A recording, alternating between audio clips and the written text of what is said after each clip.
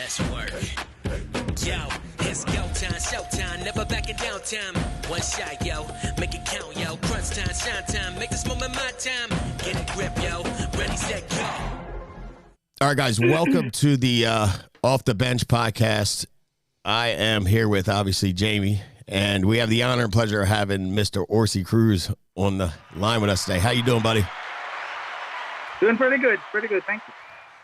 So, I've only actually met you once face-to-face, but I feel like I've known you forever, and I honestly had one of the best experiences in my life when we came down to your place and we worked our butts off. To be honest, it was a blast. Jamie loves the heat. I'm not a big heat guy. I love 20 degrees weather. I love the cold, love the snow, but it was worth all of that sweat we dumped out that week, and I can tell you it changed my life. I promise you that. So could you do me a favor and just kind of explain to these folks what you do, where you're at, first of all, what you do, and how long you've been doing it? Sandyville Lighthouse Ministry is a non-denominational Christian ministry where we got three different organizations inside of the ministry. One is the children's home. We provide care and support for those neglected kids, abandoned, abused, any situation that the local authorities got. We provide housing and all of the needs to be able to stay with us here until the authorities decide they either go back or they become a long-term for us. Next to that, we just finished actually last year our second project, which is the Beacon School, where we started with the idea that we wanted to provide better and quality education for our kids. So we started this program, and through the years, we have gained a lot of experience. And now we got probably 60, 80 community kids attending our system here also. Wow. And the last one that we've been working actually from the beginning is community outreach, where we host about 10, 14 teams a year for a week or 10 days maximum. And we get as much as support and also help, especially in maintenance, new projects. But we make sure that experience is actually shared with the community also. So we expose them to the community about 50% of the time that they are here on the island. Wow. Yeah, I can tell you, it was pretty wild watching, first of all, how y'all are like a machine. And it's funny because, we're here in America, and some people that are here don't realize how lucky they are to be here with the ability to do whatever it is they want to do, whenever they want to do it, go out and make money, feed your family, have a roof over your head. And I think to me, it's humbling to watch someone like yourself who works 7 days a week. It's nonstop. And I don't know, do you ever just get a break to where you're not doing something? I mean, how many kids are down there now?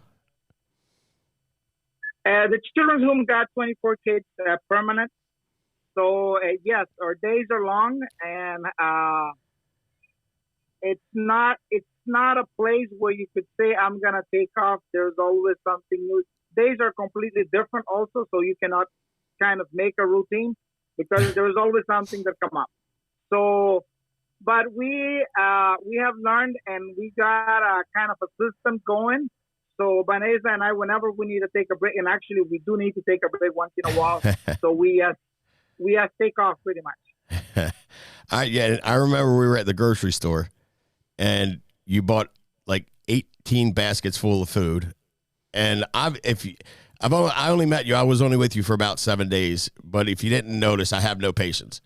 So they're standing outside. And I'm starting to try to bag the groceries into bags, and you come out. You're like, whoa, slow down. I have a system. I'm like, okay, I'm just trying to get out of here. But it was a blast.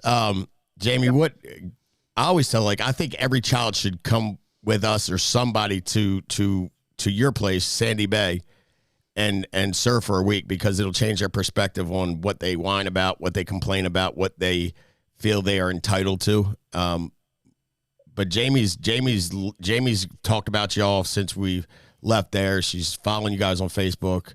I know it was pretty fun for you as well. You have any questions for us or anything you want to say? Well, no, I mean, I just think it's pretty phenomenal how, two adults basically have had the heart to serve all of these children as their parents would, as if, I mean, they look to them as if they call them mom and dad. Yeah. And so, but the relationship and the connection there is, you can see it's evident that is what the roles are. And, just, obviously what you said, the system that's so, they're so organized. It is a wonderful place and a wonderful thing that they've done, for these kids who maybe didn't have a shot otherwise. So no doubt. And I said, when we left, I was like, Jamie, can't we just bring them all of them, including Orsy and Vanessa, to America, and it'd be good. And they're like, they can't get out. And this stuff blows my mind. Like, Orsy, one thing about me, and I don't know you that well, but I have a spot for kids. I don't think it's right for kids to get mistreated. It's not their problem that they were born into a family that's demented, but it happens over and over and over again. So that really touched us. We feel like you guys are just, I'm in awe watching what you guys do, and from a distance when I was up close and personal, and we're trying to get everybody we know that we talk to, that we're in business with, to just check out your website, check out what you guys do, because I think if anybody has a heart, they can't help but want to help you guys. Something that really motivates Vanessa and I to continue doing what we do is the change and the change of mentality that goes so fast through them once they're taken care properly, once they're treated properly, once that you give love to them. 2-3 months later, you start seeing their faces, their smiles, their changes, and nothing better to continue doing what we do when you see all of that. Right now, we got 6 that they're in a second program because our child care system goes up to 18, but we knew that they was not going to be ready when they turn 18 to leave this place. So we started with a second program parallel to the first one, and we call it 18 plus. It's an umbrella pretty much to provide them another 5-6 years to be able to finish up with schooling, university. And now that we see the results from 12 years ago, 14 years ago, when they came here and they're actually going through university, it's just like they would never had that opportunity if the ministry was not here for them.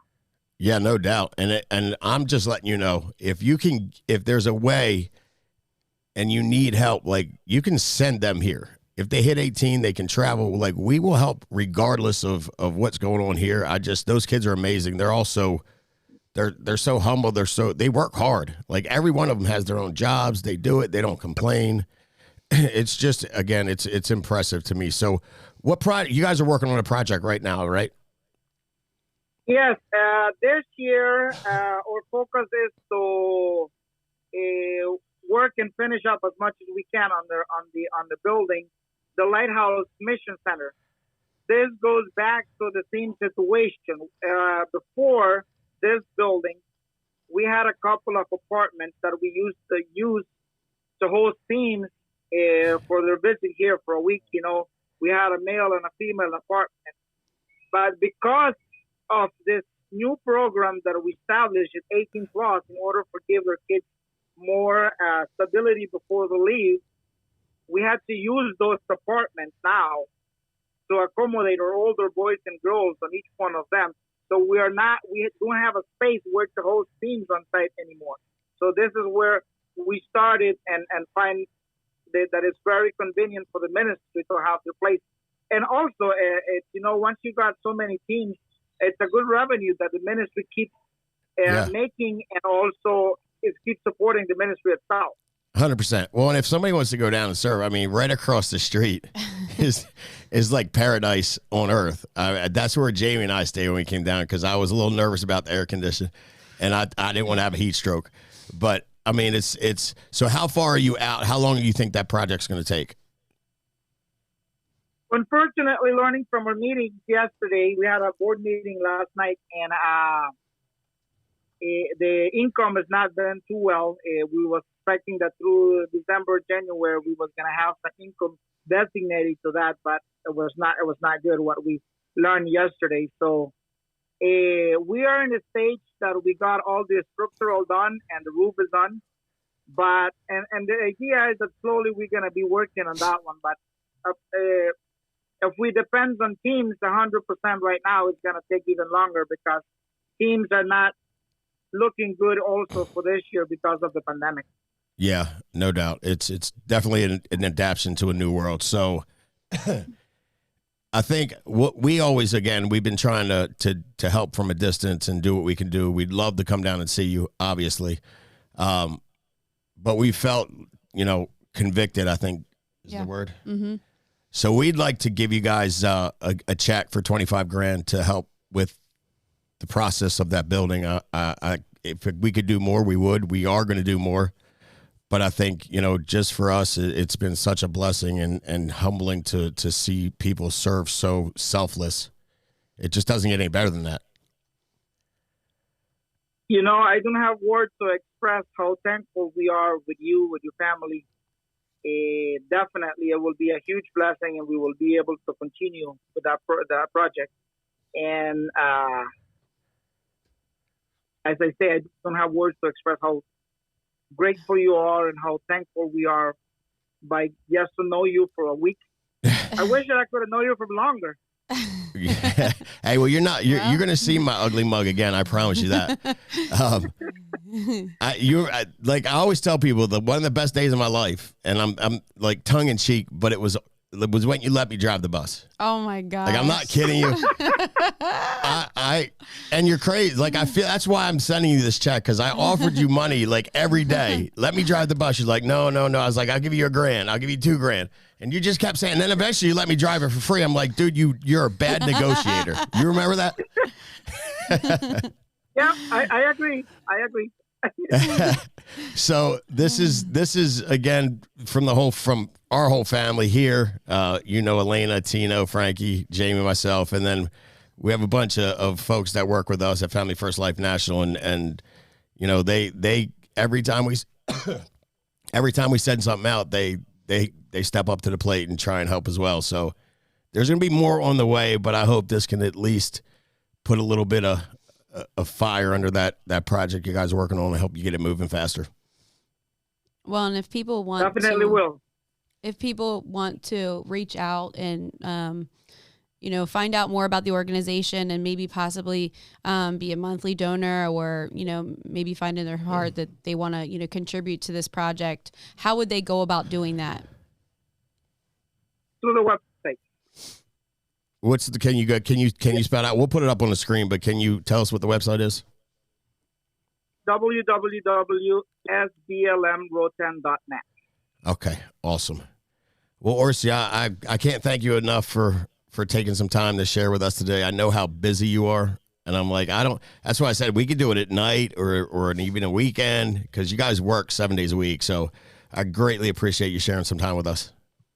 No. This time was perfect. It's always good to get away from work also. So I had an excuse today.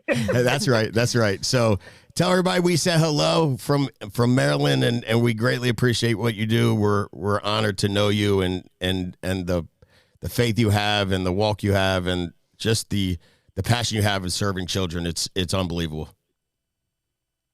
No, thank you. Make sure to thank everyone from our side over here. As I say, it's a blessing, and we really appreciate, and we cannot express how thankful we are with each one of you. Yeah, we're the ones that are thankful, Ben, but I appreciate you, buddy. I will see you soon. I promise you that. Sounds good to me. Weather is nice over here right now. Give Vanessa and the kids our love. We'll talk to you again soon. Sounds good. All right. Good. Thank you. Bye-bye. All right, guys. God bless. Bye-bye. If y'all want to learn about this, I promise you will not. It's something that you can't understand until you actually see it. Like folks that live in huts on the dirt with no electricity, no running water, and they're happy. They're happy. Yet we got people here complaining about the smallest stuff. I'm going, your perspective is way off. that's what this organization is about, serving kids. And listen, some of the stuff that goes on down there blew my mind. I was about to load up all of my stuff and go down and take out people because of how they treat children. It's just embarrassing, and they have no respect for children. And to me, it's just not right. So, guys, this is something that's near and dear to our hearts. If you want to check it out, hit the website below. If you want to help or serve or donate in any way, reach out to us. We can show you how to get in touch with them, or you can do it right through the website. But they do miraculous work, and they're unbelievable people, and they're raising 24 kids that, by the way, that they did not birth. That's a very special type of person. So, and another 6 who have now become adults who they still mentor and love on. And unbelievable. Yeah. It's amazing. So, guys, I thank you for watching. I appreciate y'all. Till next time, make it a big week. Thank you, Orsy. God bless. Thank you.